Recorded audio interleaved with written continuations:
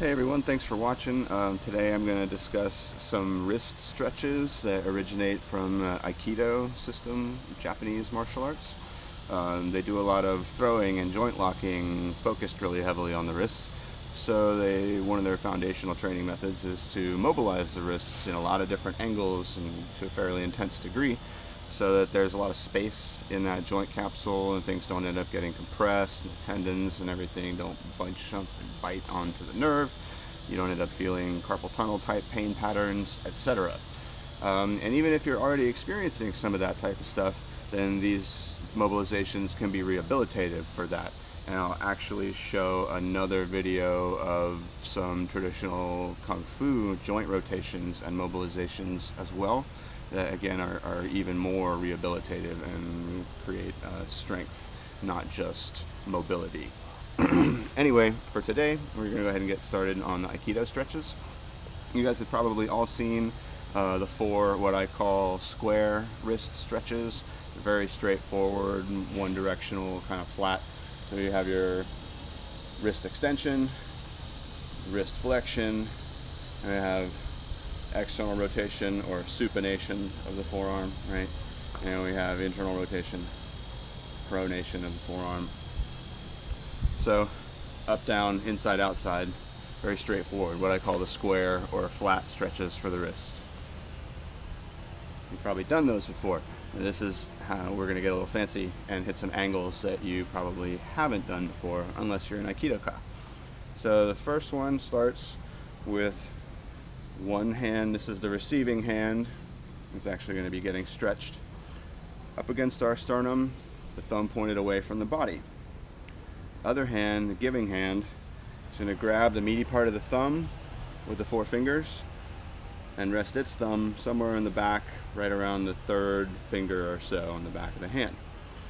So we bend the wrist and coil it at the same time, so we're trying to show the palm forward.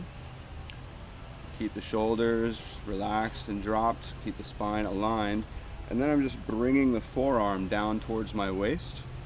And that deepens the stretch. I'm using the grip and the twist of my right hand to hold the palm stable, kind of facing forward out of my center, and I'm bringing the forearm of the receiving hand down to actually intensify the stretch. I'll show that to the other side.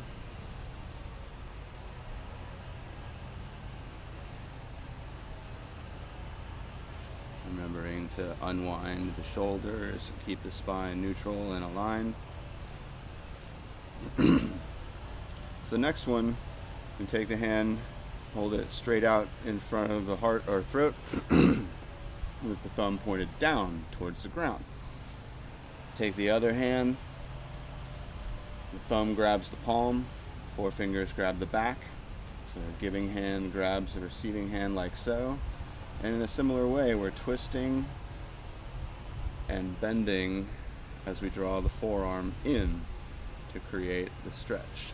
So I'm using the grip of the giving hand to rotate the palm and also to fold the wrist into flexion. Simultaneously, I'm drawing the forearm of the receiving hand in toward my heart.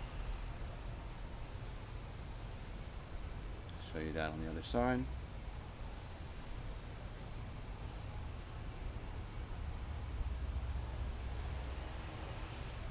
The last one,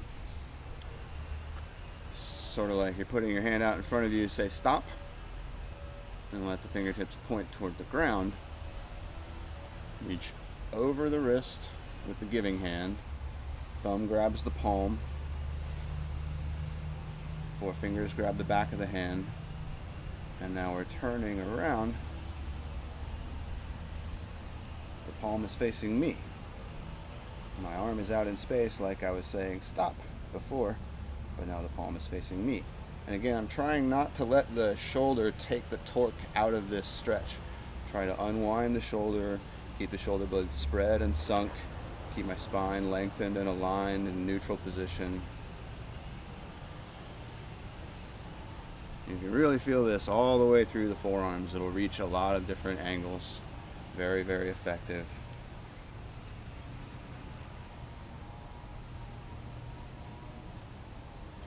It's actually good to do this whole series and hold each stretch 3 different times. First for 10 seconds, then for 20 seconds, then for 30 seconds to a minute. At the end of that, your forearms should feel quite different. You'll want to activate them a little bit because those long held stretches inhibit some of the muscles' function. So if you're just about to work out or do something that's going to use those muscles a lot, you'll want to wake them up a little bit with some more specific movement, some kind of warm-up pattern right before your full work phase. But this will increase the mobility and space in the joint capsules tremendously over time. Thanks for watching.